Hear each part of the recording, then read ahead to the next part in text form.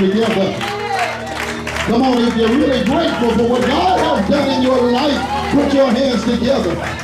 If you know if it had not been for the Lord on your side, you don't know where you would be. You don't know what state of mind you would be in. Most of us will be dead, sleeping in a cold grave. But I need to know this morning, are there any grateful people in UBC this morning that can say, yes? Y'all gotta make some noise right here. Yes! Yes! Yes!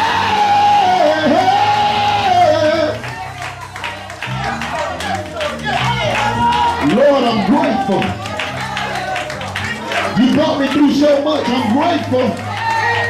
So much stuff you brought me through that I can't even remember all of it. But let me tell you like this, you brought me through this. I wish I had some fair folks here. You brought me through that. And Lord, I'm grateful.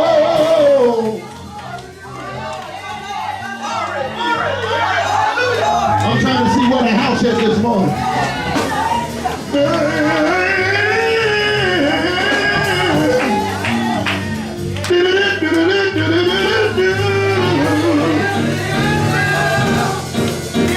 I wish I had some black folks here.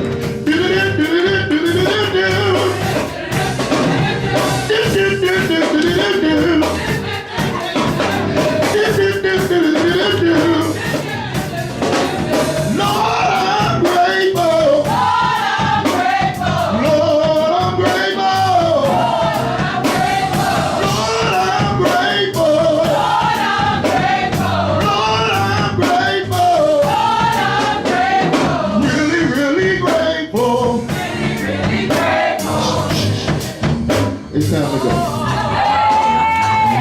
1 Kings chapter 17. I feel like preaching a little bit here. 1 Kings chapter 17. 1 Kings chapter 17.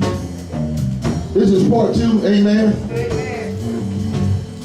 Amen. We're excited. Amen. We're blessed in the Lord to be in the house of worship one more time. Anybody glad to be in the house of the Lord one more time? Yeah. Tell your neighbor he didn't have to do it. But I'm so glad that he did. 1 Kings chapter 17. God bless you, Minister Cheney, amen. And our music ministry, amen. Come on, let's give them a hand, amen. As they lead us in worship. Amen. We praise be unto God who, if I can say it like this, giveth us the victory. Amen. Amen. And to all of our visitors, we greet you with divine love. Grateful to God for your presence. Amen. Here. Amen. At United. I need everybody from UBC to bless God for all of our visitors. Amen. Amen. 1 Kings chapter 17, amen, starting in verse number 1, amen, down through verse number 7, amen. This is part 2 of our message series that we started on last week. Amen. We're going to pour a gallon in a pint and get on out of here. Amen. If the Lord say the same. Amen. Amen. When you have to say, I got it. I got it. Verse number 1 said, and Elijah the Tishbite, who was of the inhabitants of Gilead, said unto Ahab, as the Lord God of Israel liveth, before whom I stand, there shall be no dew, nor rain these years, but according to my word. And the word of God came unto him, saying, get thee hence, and turn thee eastward, and hide thyself by the brook of Cherith. Somebody shout Cherith. Cherith. That is before Jordan. And it shall be that thou shalt drink of the brook, and how I have commanded the ravens to feed thee there. Somebody say right there. Right there. So he went and did according to the word of the Lord, for he went and dwelt by the brook Cherith. Somebody shout Cherith. Cherith. That is before Jordan. And the ravens brought him bread and fish in the morning, and bread and fish in the evening, and he drank of the brook. And it came to pass after a while that the brook, somebody say, dried up. Because there had been no rain in the land. Amen. We'd like to talk from part 2, if you don't mind, from this thought and this subject. When your brook is dry and your bird won't fly. You may be seated in the presence of the Lord. Somebody say, when your brook is dry, and your bird won't fly. By way of recapping, by way of bringing back into our understanding in light of this particular passage, we deal with the fact that Elijah the Tishbite, amen, this manservant, the man of God, amen, was in a position and a place where he was obedient unto God. And in his obedience to God, he went into a bad situation. If you would allow me to introduce it by saying life sometimes is full of surprises. You can have your life already planned out, have everything in order, everything in perspective, already see yourself educationally at a certain place, already see yourself graduating from high school, graduating from college, already going on and having a successful life. How many can remember and testify that you already had your life planned out? Come on, somebody. What my fair folks said, you're already growing up, saw yourself as a young girl, saying to yourself, I'm going to have a beautiful wedding when I grow up. I already see myself how my wedding is going to be. Every little girl plans her own wedding before she even, I wish I had the right house, wedding, married age. Amen. See yourself married already, see yourself together, see yourself with 2.3 kids, living in a nice gated community, already having everything in perspective and in line. But how many know life has a way of changing on you? I mean, unforeseen changes, A lot of things that we've done and a lot of things we've experienced, it wasn't because we planned it, but life happened. Do I got the right house up in here? And that's really what I stopped by to let you know, that life has a way of doing some strange things when you're not prepared and in line with the will of God. You cannot look at the things that happen in your life as though it's to take you out, but sometimes some things happen to bring you in. I'm already preaching, but you're acting like I'm not. Can I get a witness here? Let me drop this term on you to bring you back up to speed of where we were here. Elijah went to Ahab, the king, and told him that the Lord said there will be no dew nor rain until I give the word. I said Elijah the prophet had the assignment to go to the king and tell the king that there will be no dew nor rain until I give the word. Elijah didn't have authority. Elijah did not have permission to even enter into the presence of the king, but he was obedient to God. You missed your shout cue. I said he did not have the authority, nor did he have permission to even come into the presence of the king. But his obedience unto God, which was simply, it don't matter what man say or what man do. When you are obedient to God, God will make you bold enough to go into places where people really don't even want you to be. I wish I had some fair folks here. Anybody ever acquired or received or got a job that you really wasn't qualified for?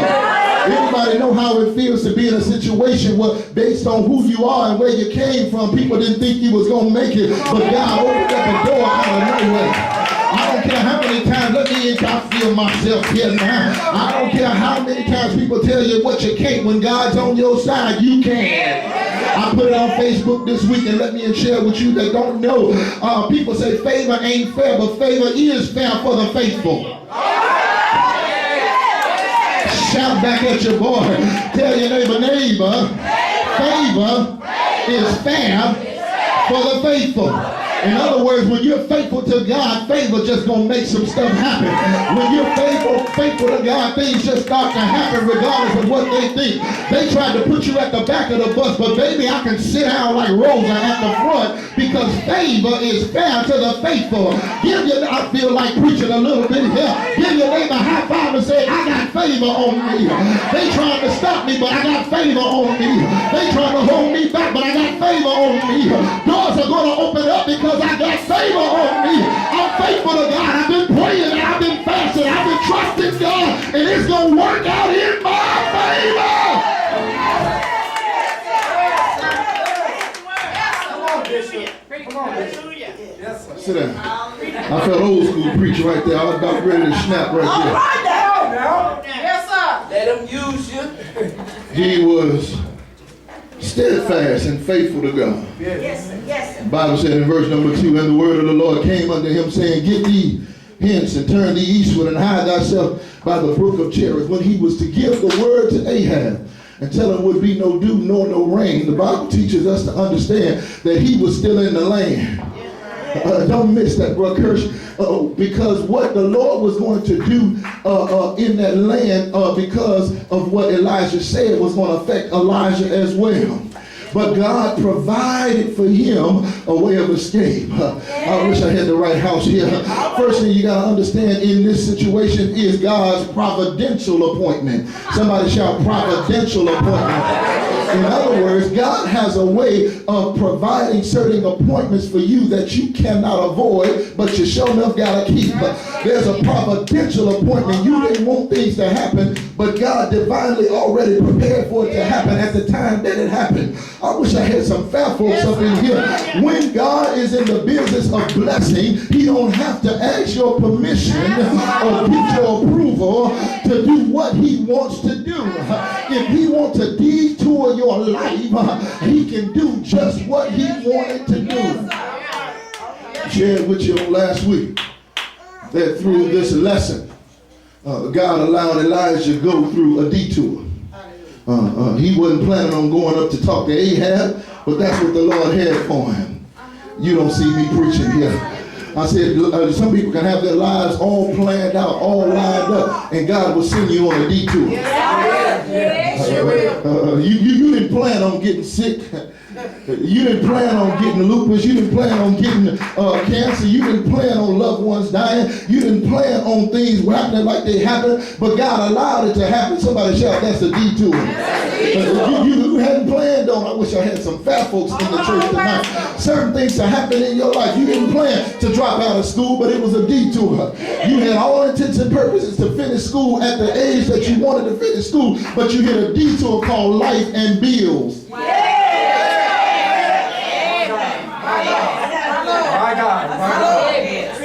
Am I talking to three of y'all today?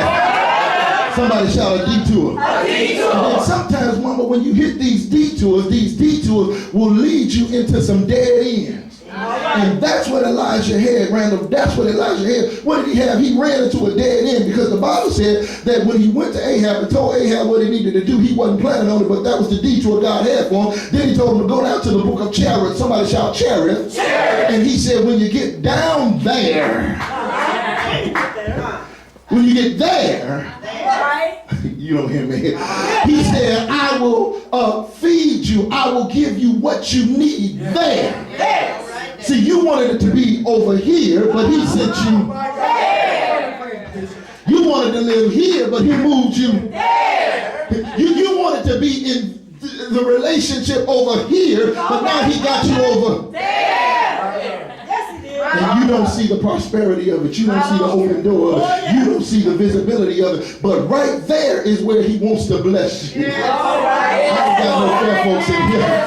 I didn't write it. I just read it. The same thing should be in your text as in mine. Look at your Bible. Look at your Bible. The Bible said, and verse number 2, and the word of the Lord came unto him, saying, get thee hence and turn thee eastward and hide thyself by the brook of Cherith, that is before Jordan, and it shall be that thou shalt what? Drink where? Of the brook. And I have commanded the raven to do what? Feed thee what? There. If he didn't get where God wanted him to get to, he wasn't going to get fed. All right. Somebody. Come on now. Somebody said he preaching. He preaching. See, you want God to come the way you want him to come, like he works for you. Can I say that one more again? You want God to come where you want God to come, like he's working for you. But he fed Elijah where he told him to be. He told him, go there and I'll feed you. Let me help somebody be acting brand new like I'm not preaching. Let me help you. The reason that you can't get what God designed for you to get, the reason that you can't be what God designed for you to be, the reason you're not in the position, place, and posture that God wants you to be, because you're not there.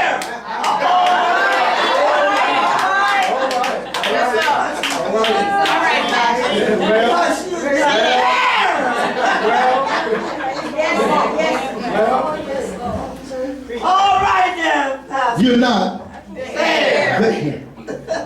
Hallelujah. Preach, Pastor. I'm trying to let that marinate right there. We got. So somebody feel what I'm saying, because you already know how it feels to be blessed because you've made it there. Let me drop it, Sister Grace, to some of my young people. Back then they didn't want me, but now I'm hot. They all up on me because I've made it there.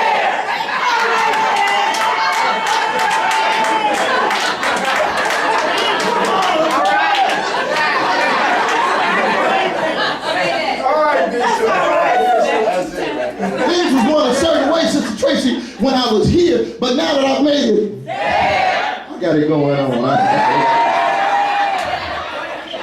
Where my there folks at? Where my there folks at? Well, maybe if you're not already there, Sister Gia, how many can say, I'm on my way there? Some of us had to divorce some folks. Some of us had to drop some folks. Some of us had to leave some dead weight. Some of us had to relocate so that we can get there. Somebody need to smile because you left some stuff that wasn't good for you. It was holding you down, holding you back, dragging you down, carrying some extra luggage. Now that you done dropped that, you can smile now because I've made it there. Somebody shout, he preaching. Yes, sir. Help us now. Help us. When All right. your brook dry and your bird won't fly. Yes. Now let me see if I can tiptoe through the text here. The providential appointment.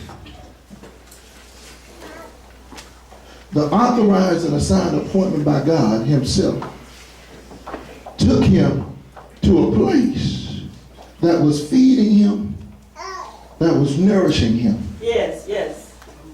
And then it stopped. I got this week when I looked over it again. I got this and I need to help somebody. Sometimes the provision by God is for the moment and not for the permanent. All right. Sometimes God will allow you to be in a place only for a moment. See, some of us have tried to build houses in place you was only supposed to be using a tent. Yes, sir.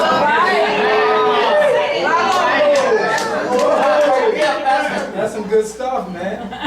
Reggie, did I get it with that?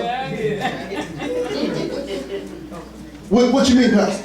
Stop, look at your neighbor and say, neighbor. Tents are for temporary dwelling. You would think a person was strange and deranged if they tried to put a tent in a place that was only supposed to be temporary.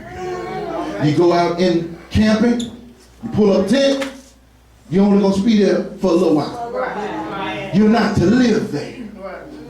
I need people to understand that some of us are trying to build where you're only supposed to be there temporarily. Let me see if I can come around this way because somebody missed me. Look at your neighbor one more time and say, neighbor. Seasons change. People are trying to stay in a place permanently that when they were only supposed to be there seasonally. That's all right. You're trying to drag a season into another season. Maybe somebody can't see it. You're like a person that just came out of a Chicago winter with boots on, a snorkel coat on, earmuffs and gloves and a hat. And here it is already changed. Somebody say the season changed. It is July. Oh, y'all got that picture, huh? You look real funny in Chicago. We in Mississippi tonight. Let me help you see if I can do it like this. Walking around, talk to me, somebody. Walking around here in Mississippi with a coat on, with a hat on, with gloves on, with earmuffs on, in yesterday's weather. Look at your neighbor and say, you out of season. And that's how some of us are in relationships. You out of season. That was temporary and you trying to hold on. You're trying to make it last longer than God intended for you to last. You were supposed to learn and experience there and move on. I just helped somebody right there. What did the Bible say? The Bible said that he went there and the brook dried up. The raven that was feeding him stopped feeding him. I thought I hear somebody that helped me right there. Look at your neighbor and say, it's time to move. Well, I'm going to move on then. It says, and it came, and it shall be in verse number 4, that thou shalt drink of the brook. And I commanded the raven to feed thee there. If I had time this morning, I'd deal with the fact that the raven was a nasty bird. The raven was a bird, was a scavenger by characteristics. It was stingy. It was all about itself. But in the provisions of God, Tracy, God would allow folks that's trying to burden you to bless you. I ain't got no help in here. The raven was a scavenger. The raven was all about himself. He was a nasty bird. But the Lord commanded the raven to feed Elijah. God will put you in a place, in a position to elevate you and make folk that don't like you give you a job. Make some folk that don't even want to be bothered with you bless you. The Bible says he'll make your enemy a footstool. Some people try to hold you back, but God designed for you to go higher. Let me cut on across the field and tell you that God has a way of making things work in your behalf. Because of the obedience of Elijah. When the brook dried up, the Bible says, and he went and did according to the word of the Lord. For he went and dwelled there by the brook of Cherith. And there the raven brought him some bread. And the raven brought him a flesh in the morning. And the raven brought him bread and fish in the evening too. So what do you do when your brook dry up and your bird won't fly? You just be obedient to God. You begin to trust God in every area of your life. I see y'all when I come back. You gotta understand God's divine arrangement. In other words, God will make it work out for your good. I'm leaving you here because I know that God has provisions and he has a promise. In other words, he promised never to leave me and never to leave me alone. Tell your neighbor, trust in God.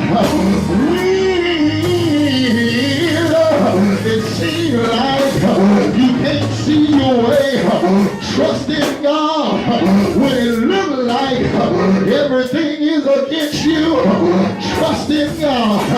Lean over one more time and give your neighbor a high five and say, I'm going to make it. I'm going to make it. If I got to go all by myself. Good morning, UBC. And God bless your heart. I hear Mom and Sam say, I never would have made it without the Lord. Can I get a witness and warrior that testify? If God has opened up the door, you'd be in a bad situation. If you hadn't been obedient to the will of God, you'd be down and out. But glory be to God. He gave me another chance. What my witness and warrior is glad he gave you another chance.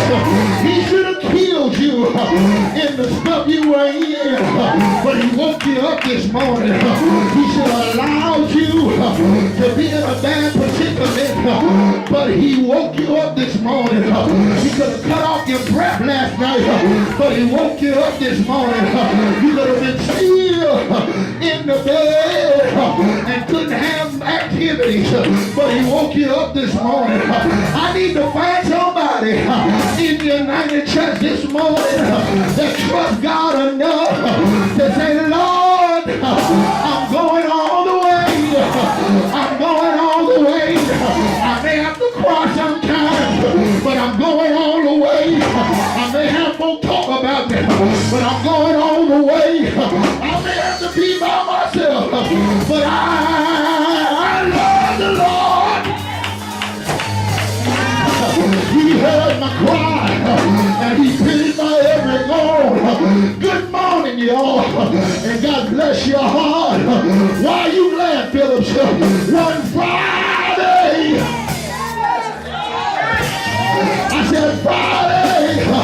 Jesus died. Anybody know he died?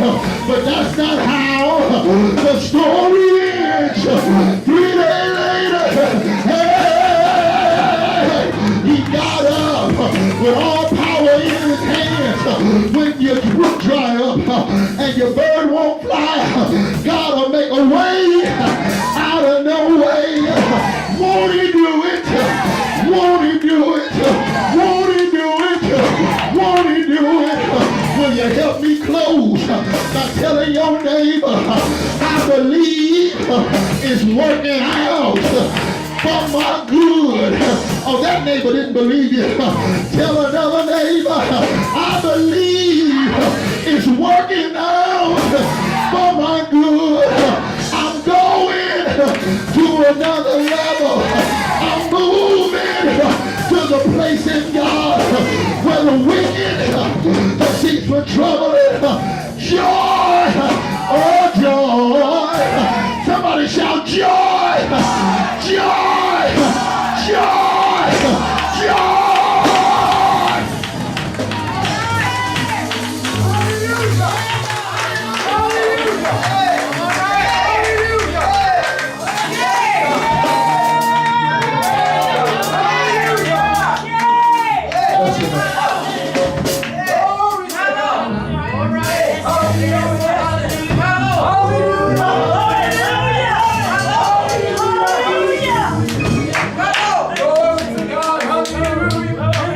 What do you do? Yes, God. Hallelujah. When your brook dry, when your brook is dry and your bird won't fly, trust in God. If you don't get nothing else out of what I say, trust God. When your brook is dry, that should be giving you life and nourishment. When that ends, understand that was just temporary. But I trust in God. I said, I trust in God. God will make a way out of no way. I wish I had somebody that's been there. You couldn't see how you were going to make it. How you were going to overcome it. How what you were going through was going to make good on your behalf. You learn to trust in Him.